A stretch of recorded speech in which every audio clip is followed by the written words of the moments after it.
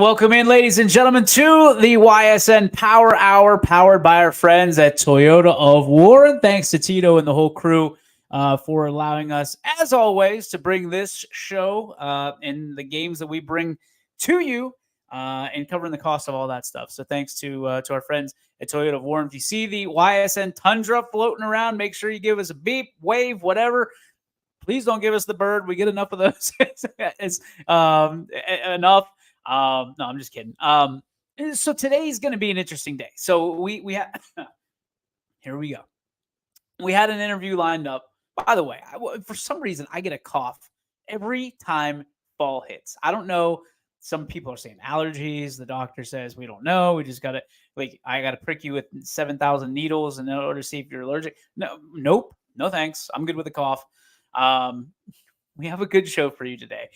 We had an interview all scheduled up, all slated. I think moving forward, we will have Thursdays with head ball coach of the Valley Christian Eagles, Mr. Andy Hake. We're working on that, working through that, taking us a few weeks to get it, trying to get that sponsored as well, that segment sponsored and taken care of. Listen, if you're out there and you need something sponsored, if you've never had a Hake's Take or seen it, that is worth the price of admission by itself. That is a go for gold segment that we always have here on YSN because Coach Hake spits it straight. So we're going to try to have that for moving forward on Thursdays here on the Power Hour. What I can tell you is today we're going to talk about boundaries. We're going to talk about boundaries in sports, and we're going to talk about boundaries and why they exist in sports. And we're going to talk about figurative boundaries. We're going to talk about literal boundaries because the reality is we have got this is a storm that is brewing, folks. An absolute storm that is brewing across the area, across the country, really, if you think about it, because we've got parents that are overstepping their bounds. We have coaches that are overstepping their bounds. We have media that are overstepping their bounds. Everything that you can, student athletes overstepping their bounds, officials overstepping their bounds. We're going to talk about boundaries and what the boundaries should be for everybody, right? Where does one compartment stop and the other one begin? Where does one, if you're a referee, you're an official, what are you supposed to say? What are you not supposed to say? Same with fans, same with parents.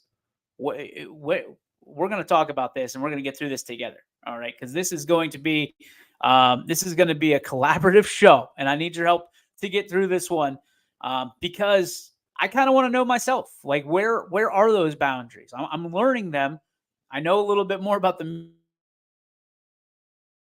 media side than I do the other sides of it. But as a parent, I'm learning those as well. So we're going to talk about boundaries today and kind of where these set up. Okay. So to get it started, let's start with a student athlete. Let's start at the lowest common denominator. Why we're here, why you're here is to talk about these student athletes. What are the boundaries of a student athlete? Who do they listen to? And the kind of the pecking order of how they listen to them. First and foremost, a student athlete should listen to their parents or guardians or family, whatever that looks like, right? So if a parent says you probably shouldn't do this, or you shouldn't do this, or you should do this, boom, that's where it starts and ends, right there. You got to listen to your folks. You got to listen to your folks, no matter what it looks like. Believe me, they know better than you. And I'm going to say that again. Your parents know better than you. And the reason I say that is because every 14 to 18-year-old thinks that they are bulletproof. They are foolproof. They know everything. They've been around the block because they've gone through high school. I'm here to tell you that you're wrong. I'm here to tell you that about 22, 23 years old, you're going to figure out that your parents were way more right than they were wrong. And to not listen to them now and heeding these words, you need to dig in. You need to understand that your parents are there to protect you. Number one, first and foremost, they're there to make sure that you are guided in your choices that you make. They're there to make sure that you can make strong decisions based on evidence, based on experience, uh, and based on excitement, right? Sometimes you're too excited to make a strong, rational decision. Same thing with experience. Sometimes you don't have the experience to make some of the decisions that need to be made. So when you're talking about student athletes, it starts and ends, and I'm telling you, it starts and ends with the parents. Starts there, the guardians. Secondly, when you're talking about student athletes and coaches, right? And there's another one that should probably come before, but I put it after for a reason. You're coming out, you're talking about your coaches. You're talking about the staffs, the people, the educators the same way, right? You need to listen to your coaches. You need to listen to your coaches. Your coaches are oftentimes, and what you're going to hear a lot of the times is that everything's political. The coach isn't playing you because whatever the reason may be. He doesn't like you. The coach's kid is coming up. There's a lot of nonsense, right? That people will fill their heads with, and then fill the heads of student athletes with, just to say, this is why you didn't get what you set out to do, or this is why you are not who you set out to be. I can promise you, the majority of coaches, right? The majority of coaches that are out there are not out there to hold you back from anything you are set to become. They're not. They don't have the time. They don't have the patience. They don't get paid to do that. The majority of coaches are going to play the best they have, because while it's not about wins and losses per se at the high school level, winning typically never feels bad. Winning is not something, to quote Coach Mike Pavlansky, winning is something that you should not have to apologize for at the varsity level. It's less about learning and more about performing. And if that's not the case, then you again, I don't think that you should be playing a varsity sport. Play a club sport. Go, the participation trophy sports, are not varsity sports to me. There's no 8th place banner for teams that get 8th place. There's first, and then there's everybody else. We celebrate runners up now. Fantastic. But it's not first place. Student athletes have to listen to their coaches, right? Coaches in high school are not graded, quote unquote. They're not graded by wins and losses. They're graded by how the kids are treated, the culture of the program, the success of the program, the success of the kids. Are these kids able to judge? And a lot of times, and let's be real, let's call it out. A lot of times these coaches are based on availability. Are you available? Will you give time and resources and a little bit of love to these kids so that way we can have a program? Quite frankly, a lot of these coaches quit because kids and parents give them a hard time, or hard enough time, that it's not fun for them anymore. And it's not worth their time or efforts or resources to be part of it. We've lost a little bit of respect, a lot of respect, I should say. We've lost some of that. We've lost that loving feeling, if you will, that we've been able to give to coaches throughout history. I still remember my T-ball coach. A lot of respect for that guy, and I've had a lot of respect for him since the day that he became my T-ball coach, even through, high school. I remember where it all started, right? It's not like that anymore in most cases. We've got to respect, if you're a student athlete, you have to respect your coaches. Have to. But not at the level of your parents. Third one, peers. You've got to establish these connections with your peers, right? I think peers are very important. Peers are the guys and gals that you're going to have. Whoa. And my water's gone. Peers are the guys and gals that you're going to have in your wedding, right? I was always told, look at your all-star team. There's going to be 2 or 3 guys that are going to be groomsmen in your wedding. True to form, right? True to form. Same thing with gals on basketball and volleyball and softball. a lot of these young ladies that you're growing up with are probably going to be in your wedding. You got to learn to trust these people and trust the decisions that they make. There's a lot of that culture that you're going to learn. The boundaries that you set up there, right, are you earn their trust, you earn their respect, you laugh together, you cry together, you do all of that stuff, and you learn together. There's a magnetism to that alone in learning in the system, the how to react, how not to react, how to do all that stuff that you can't learn from your parents. You have to experience through your friends, your peers, your teammates, things of that nature. You can't learn it through your coach. Your coach can't tell you how to react to your first loss, to your first home run, to your first win, your first state championship. They can't tell you how to react. They can just set the expectations for you. That's what parents are supposed to do. That's what coaches are supposed to do, is set the expectation, set the boundaries, right? And within those boundaries is where you'll find them as well. But they can tell you who you can and can't be friends with on the surface, but they can't carry that through, if that makes sense. It's hard to carry through just saying you can't be friends with somebody, right? So those are boundaries that you've got to learn. If you betray a friend, it's a tough road ahead. I think we all know that, right? What I'm really trying to get here is, from a student athlete's perspective, where the ranking system should be, who they should be listening to: parents, coaches, peers, right? Coaches and teachers, peers,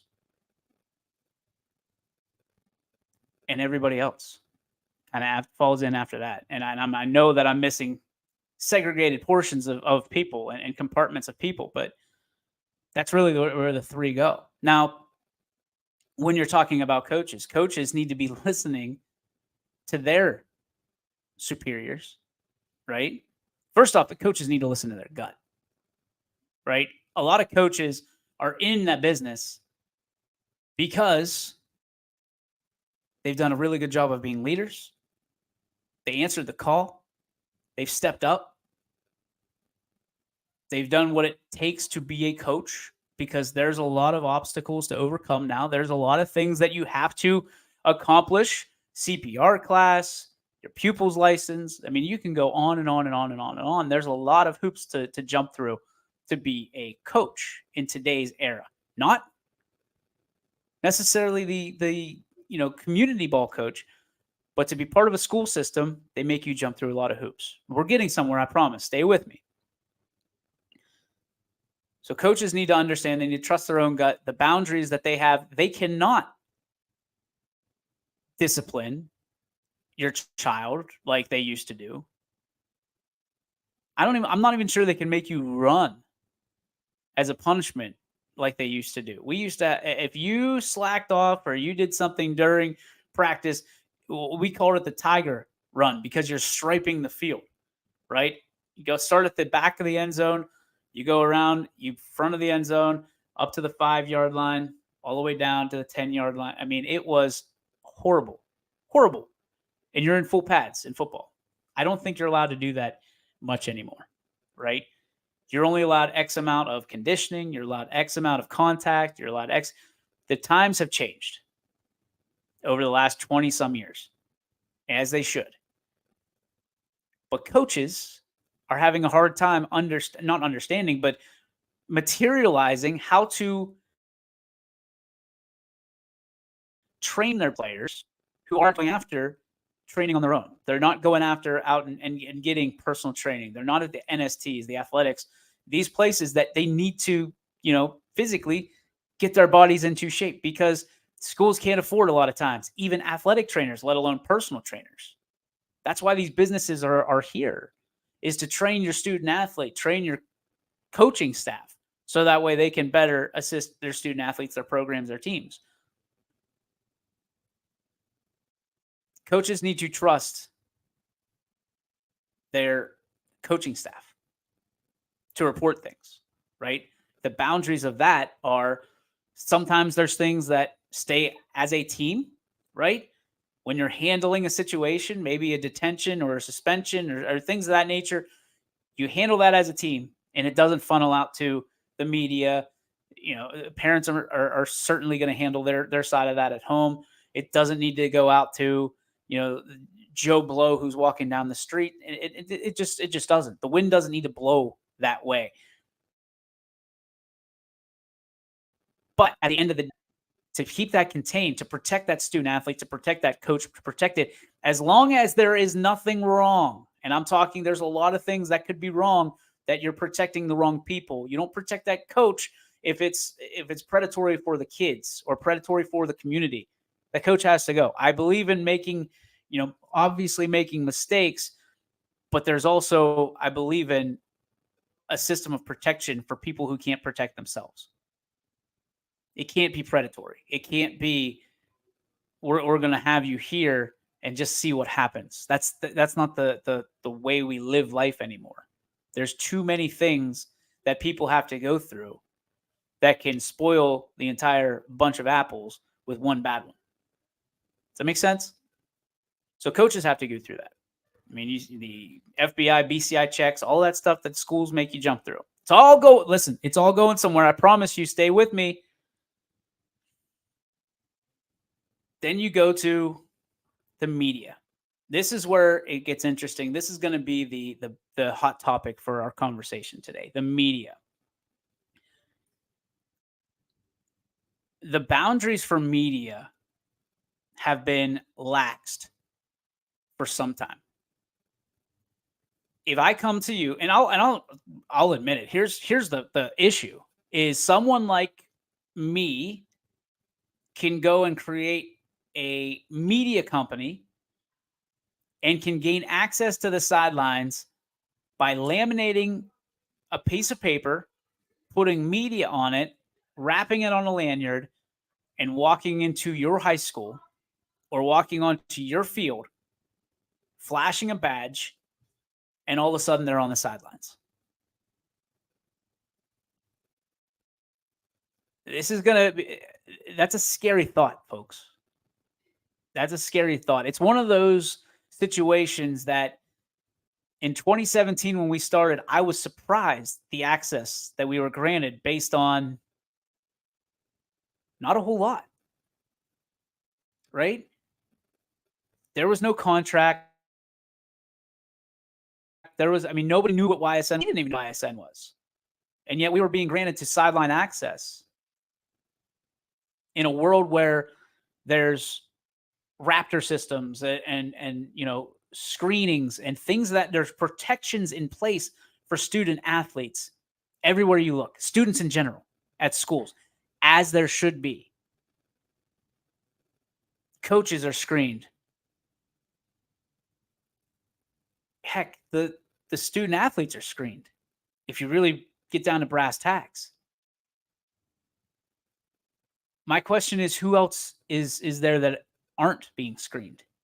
Who's there that is not going to be screened from a standpoint of being on that sideline, being in the locker room, and by the way, there's no place for any media in the locker room during a school event. None. Zero. I'm a firm believer in that, right? The only way is if you're doing some kind of promotional video that has been agreed to by coaches, the superintendent, things of that nature, and it's 100% open to parents. And if anybody says no, it doesn't fly. Because I've been in those locker rooms and it's uncomfortable. The locker room is a place that only teams should be, not parents. Just teams and coaches. That is your sacred space. What is talked about in the locker room should stay in the locker room, right? And that's at any level. And certainly no media should be allowed access into a locker room, boys or girls. It's just the world we're living in, folks. None. Zero. Never. The media can stand outside the door. They can stand outside on the court, the field, whatever it may be, until the time is right. Now, if you're in there and you're filming a speech or something like that, that's fine. You do it and you get out, because there's things like that. There's an awkwardness when a member of the media or someone filming is in that locker room. There's a heartfelt spot, right? That you can be free in that locker room, talking to your teammates, talking to your coaches, and not have to be filmed, because you never know what you're gonna get. It's just a bad situation. Boundary, no locker room. Okay. Another boundary that media should have to go through. Number one, or I guess number two, is every single member of the media that's going to be interviewing and conducting interviews with children, and children are 17 and under, should all be screened for background checks. FBI, BCI, whatever it is, got to get it. You got to have it. Because for me, it's at the end of the day, as a parent, you're putting your kid out there. They're putting their face, your name out there. You have to make sure, you have to feel safe. Now, not to brag, we have taken steps this year to make sure that our guys are FBI and BCI screened. We don't need, number one, from our company standpoint, we don't need any problems. We've made our living based on trying to be proactive and making people feel good about what we bring to the table. It's not always possible, right? Things fall through the cracks every day in every aspect of life. But what I will tell you is every background check comes back, and if there's problems, it's better to deal with that now than it is down the line. It's better to deal with that and be proactive with people saying, you need to get this done. You need to have this, because if you're in a room with kids and you don't know who's in that room with your kids, you've got a problem. As a parent, that alarm's going off, right? As the owner of a company, that alarm's going off, and I feel better knowing our guys have been screened, checked, all that stuff. Now, it's still a piece of paper, right? That doesn't mean that they are goody-goody. That doesn't mean that they're the prince of the ball, or the princess of the ball, the belle of the ball. It doesn't mean any of that. What it means is we did our due diligence, and that everything from a background perspective says your kids are okay to talk to that person.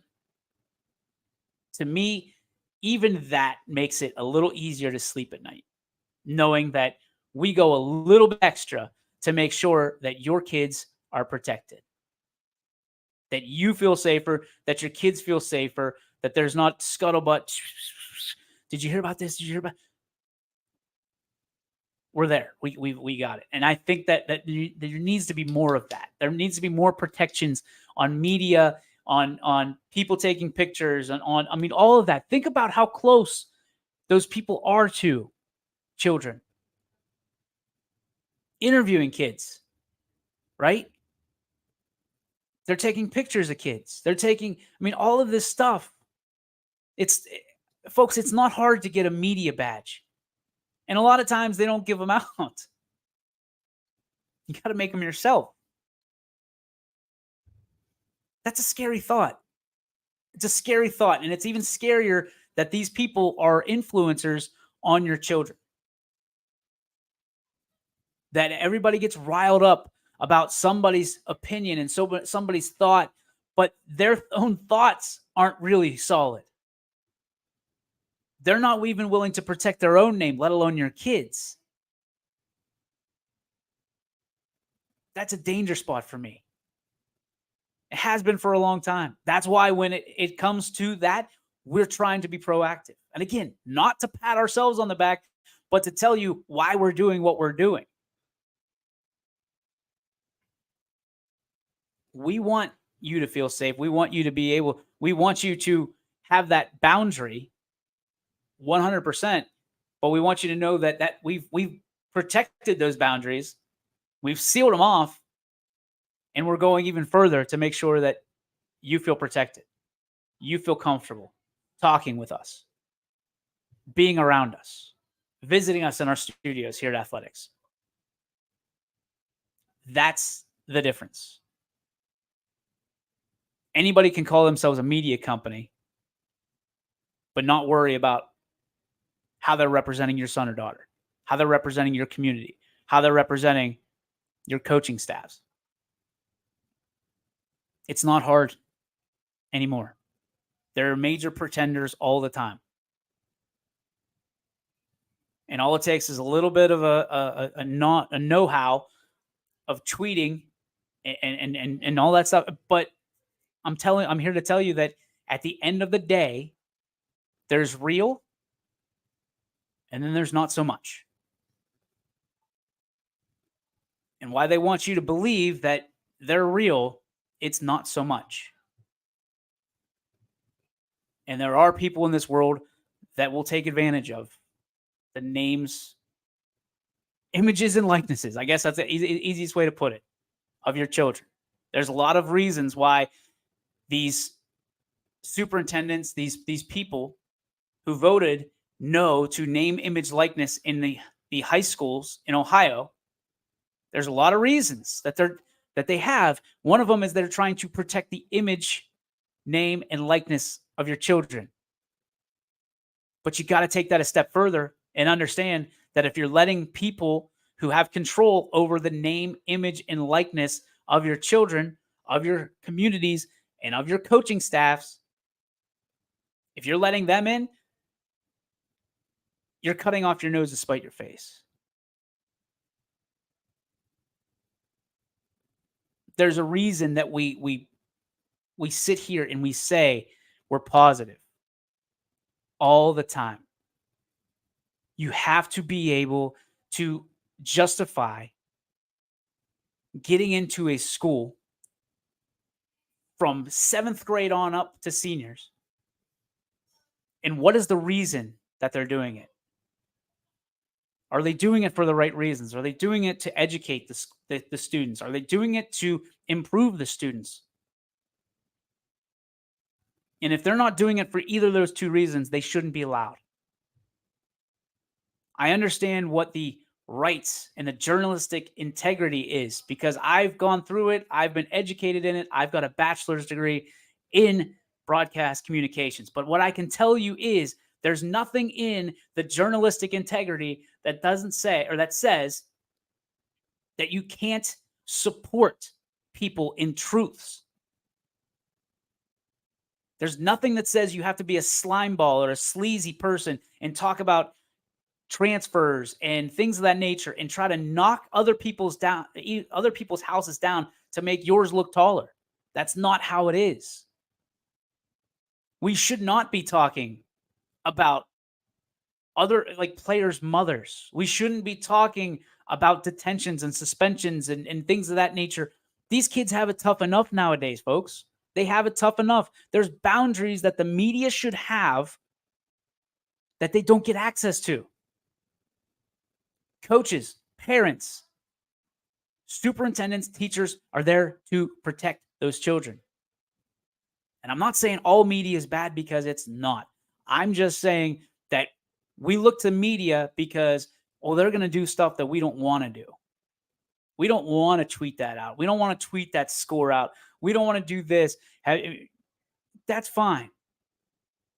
But you have to understand that as much as the background check that you do on those students, you do on those teachers, you do on the superintendents, you do on babysitters, you should be doing the same due diligence with people that are talking to your kids. Why would you let someone with the most powerful tool in the world, this thing, go recklessly into the world and let your kid record whatever? Parents, it's okay to tell your son or daughter, no, we don't want you to do an interview. Or prepare them for it. Or talk to that person before. I think we all can agree that at 17 years old, 18 years old, hell, at 38 years old, you're not always prepared to represent yourself in such a way. We talk about the emotional side of things. We talk about having to grieve. We talk about having to go through regular daily programming of life. And some days are better than others.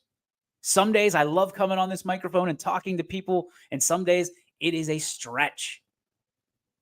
And this is what I do for a living. I can't imagine student athletes after a bad practice, they're not professionals, folks.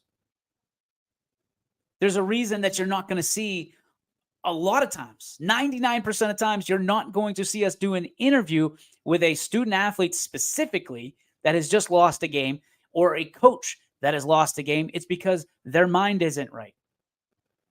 And they're going to say something that they cannot say or should not say, and they're going to feel the wrath of everybody on social media because of it. And it's not fair. Journalistic integrity to me is protecting those subjects so that you can interview them again and they feel even more at ease because they know they're in good hands. The gotcha journalism to me doesn't cut it for high schoolers. Sure as hell doesn't cut it for middle schoolers. And these coaches that are getting paid nickels and dimes for their hours of work should not be put on blast from that scenario. If they're doing their very best and they're making a positive impact and change in the lives of these student athletes, then they deserve to be commended and protected by the media. That's our intentions. Those are our intentions. We don't subscribe to gotcha. We don't subscribe to this guy's better than this guy outside the power rankings, right? There's no power rankings for people, and there never will be. There's power rankings for teams. It's entertainment value. That's it. But we can't put people above other people because everybody's trying to do the same job. I believe in this world that we're living in of amateur athletics. And that's these coaches, teachers, superintendents, everybody that's training and educating your child has their best intentions in the front of their mind. All I'm asking you is to ask the same questions that you ask these parents, or I'm sorry, these coaches, these teachers, these leaders, this administration. Ask them the same questions. Ask the media the same questions that you're asking those people. That's the way I wanted to get it out. Ask these photographers. Charles Marsh, Gary Leininger, two guys that I know and love very much. If either one of them came to me and told me that they're in it 100% for the money, number one, they'd be lying. And number two, they'd go. They'd be out the door. Gary Leininger logs more hours than anybody I know, even including myself at these games, snapping pictures so you can watch the game. Our guys are not making a mint. Trust me. I know. I'm one of them. They're not making a mint. When it comes to talking about your kids, we make it crystal clear. We are in no way, shape, or form supposed to, allowed to, or for any other reason should belittle a high school, middle school, or just in general, an amateur athlete. That's not the way it goes. I've said here from the jump, when you're getting paid, there's very different expectations. And now that these college kids are getting paid to play sports, NIL, there's a different set of expectations for them. Let's catch up on some of these comments. Derpy back. Good to see you, Derp. Here's the one thing, though. We're Ohio. We're not Texas, who spends millions of dollars in that nature on security, on stadiums. But I get what you're saying. Yeah, I get it. Do I think that there should be security in stadiums? I do. Right? Do I hope nothing happens? I do. But what I'm saying is, I'm not talking about anything from that scenario. I'm talking about just being able to do your due diligence, Derp, being able to say that everybody on that sideline has passed a background check, and you got a green stamp on your media pass to prove it. Right? Far too many times. And listen, this is not an athletic director problem. This is not a superintendent issue. I think this one should be on the parents, quite frankly. I think you're able to look at who's on those sidelines and say, why are they there? I think you're able to say, okay, well, they've got a BCI, FBI background check. They're a coach. They have CPR training. They have all this stuff. Listen, if you've jumped through all these hoops that they're asking you to jump through, there's no reason that you shouldn't be allowed on the sideline. I don't care who you are. Because guess how many people I want on that sideline if I have a heart attack that knows CPR? Guess how many people? I don't care how many people. It's the same as how many firemen do you want coming to your home if your house is on fire? As long as they are trained, proficient, and they understand what the job is, I want them all. Bring them all. If those sidelines are packed and everybody knows CPR is background checked, all that stuff, the athletic director, who cares if they're not in the stand? I want everybody down there, because if somebody goes down, a cheerleader, a mascot, a coach, a player, if something happens, I want someone there to save them. Now, that's a little bit far stretched, right? Because we got a hard enough time sometimes with coaches keeping their players back and getting the sideline warnings, right? But I would be hard-pressed to find someone that disagrees with me that more people need to be trained and be on the field.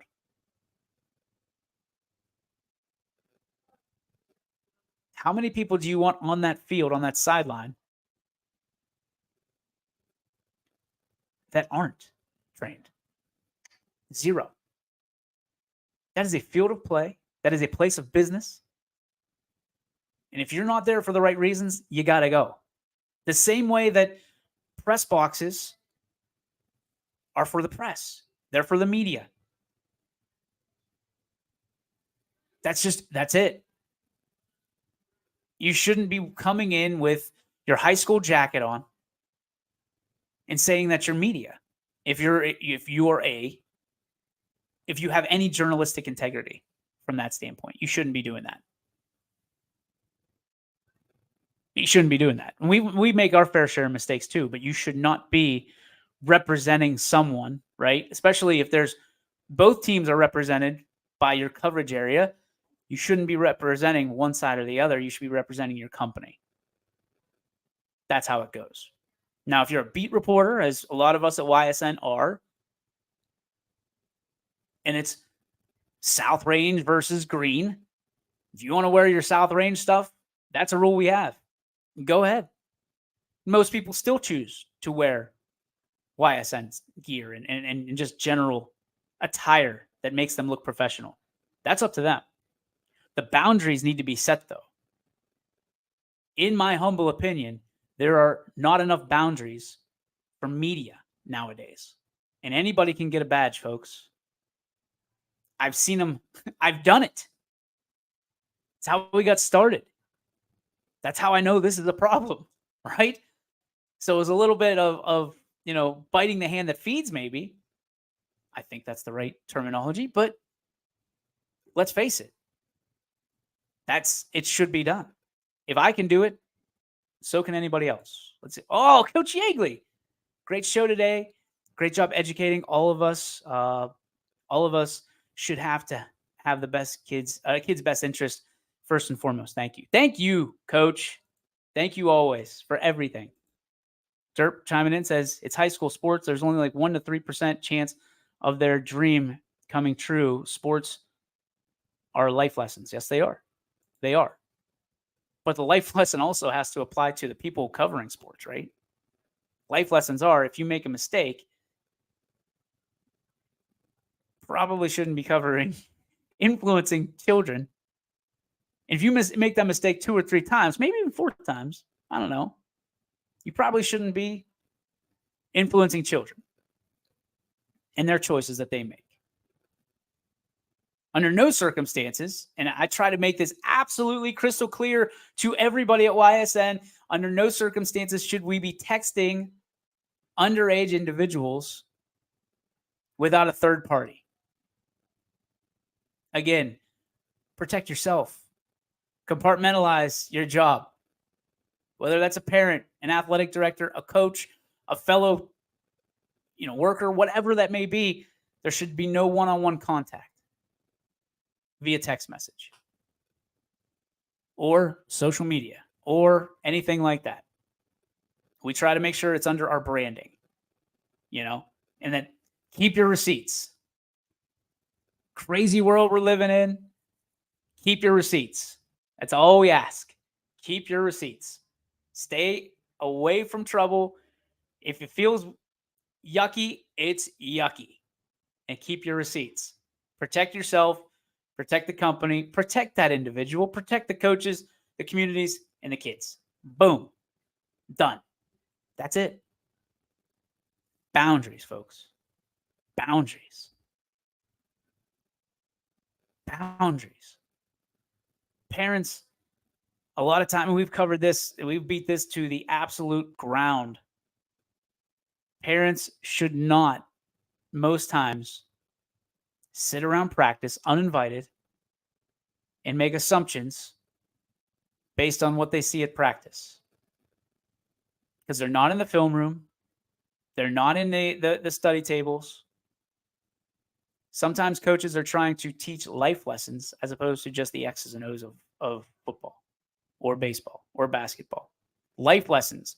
This is where, as Derpy said, high school sports is where you learn a lot of your life lessons in a controlled environment. You're allowed to lose in that controlled environment because then you're going to learn to win and you're going to learn to lose. But you're going to learn to get better and make better decisions and be a better teammate and better athlete and a better student, better human being. Sports are where we learn life lessons, but sometimes those life lessons need to be applied to the very sports that we play. Life's tough, not easy. And if you're not willing to go the extra mile, per se, to make whatever happen, then you shouldn't be there. Media included, parents included, coaches included. But I'm here to tell you that coaches, officials, everybody that's part of that game is being held to such a high standard. It's hard to get there, folks. It's hard to get to that standard and then have somebody tell you that you're not meeting expectations. You're doing a bad job as a referee. You're doing a bad job as an official, an umpire, a coach, a player. Like, sometimes there's bad days, folks. There's bad days. We all have them. But shouldn't that be equal playing field? Shouldn't that be the same way with media? Treating media the same way that we treat coaches? The expectations are you do your job well or you don't talk to my kid. You do your job well, you don't talk to me as a coach. You do your job well, you don't talk to me as a referee. But every time we get to those points, every time that someone or a school stands up for themselves and says, thanks, but no thanks, we don't need you here, all of a sudden, there are these harsh reactions. And we've been a part of them. Our receipts are out there, right? We paid our taxes. We did that. And if you still don't want us, we're not going to get mad, but you're not going to keep us from covering schools. We're not going to, the schools that do believe in us, we're contractually obligated. We're trying to do our job. We've done nothing wrong. We make mistakes. We don't do it wrong. We do it with the good intention of doing right by your student athletes, coaches, and communities. Because Trust me. Trust me. If something's going sour, we're cutting that cord. Quick.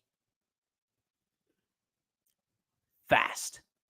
It is snip, snip, we'll see you. The intentions have to be pure. The intentions have to be there. At the end of the day, the reality check has to come. For those of you out there saying there's no such thing as bad press, I would like to differ. I would like to argue my difference of opinion with you. Because for every bad piece of press that comes out, and think about this, if there's a bad piece of press about your son or daughter, about a player that you have as a coach, if there's bad press, it takes 8 times as many pieces of good press to negate that. It's just how it is. There's no mathematical situation. But you need 8 times as much good press to impress someone in a positive way that you do if it's negative press. So if your son or daughter or your student athlete is hampered by detention, suspension, transfer, whatever, name it. It's an algorithm, right? It's a variable. It's going to take 8 positive pieces for people to feel good about your son, daughter, coach, superintendent, whatever, teacher. But if there's no bad press out there on your son, daughter, coach, student athlete, it only takes one. One lasting impression of how that interview made that person feel. One lasting impression about how impressive that young man or young lady was. One lasting impression about how that coach performed on a blank night. Our job was to come in 2017 and change the narrative and the expectation about what local media is. And we've done it with a gusto. We've done it with 68 high schools. We've done it with 22 youth organizations.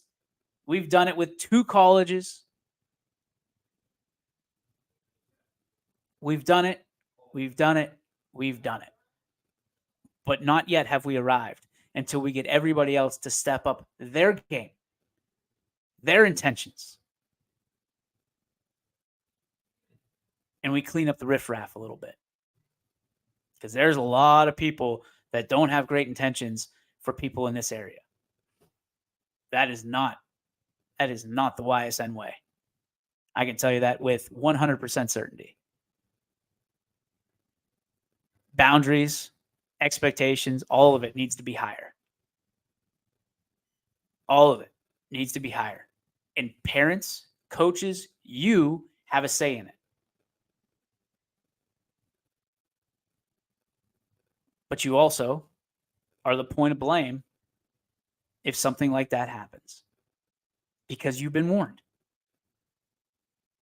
Being able to know who's on those sidelines, being able to know who's in the gym, being able to know who's talking about your son or daughter, your players, it's important.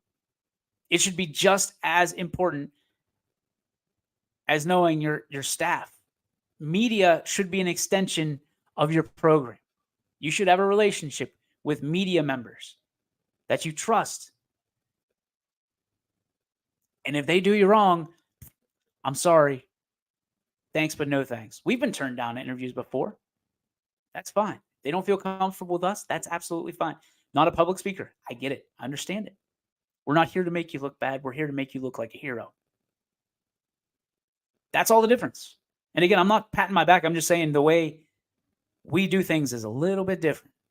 It's a little bit, it's a little bit more unicorn pie in the sky stuff, right? But it's how we are. And you'd be hard-pressed to find anything that doesn't make a kid feel better about the way they are. That is going to do it for the majority of our show. Let's go to the branded part of the show, which I've been on my soapbox for 52 minutes now. Might as well add something to it. It's the Joe Dickey Electric. What's Your Spark? Presented by Joe Dickey Electric. Anything commercial, residential, industrial, anything that is electric. Head on over to DickeyElectric.com. Tell them why Ysn sent you.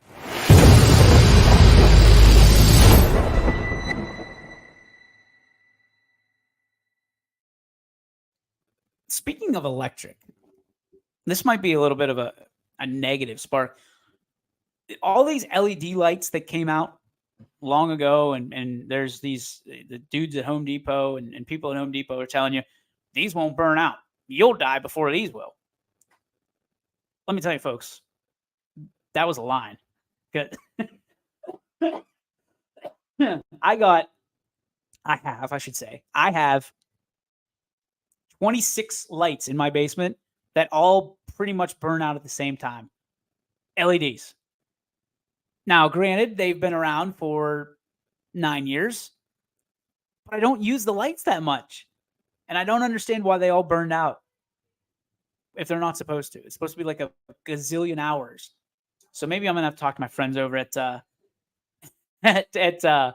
Joe Dickey Electric and figure out what the heck is going on. LED lights, man, they're supposed to be forever. They're supposed to be like James Bond, right? That dude just keeps coming on back. Ninja Turtles. Those lights, not like that at all. That's going to do it for our show today. Appreciate you guys putting up with me for the last 54 minutes. We will have a big super show for you tomorrow. The picks are in. We'll have just a motley crew of individuals that are going to be picking these games for us starting tomorrow, 3 o'clock, right here on your home for local sports, your sports network. See you then. Ysn.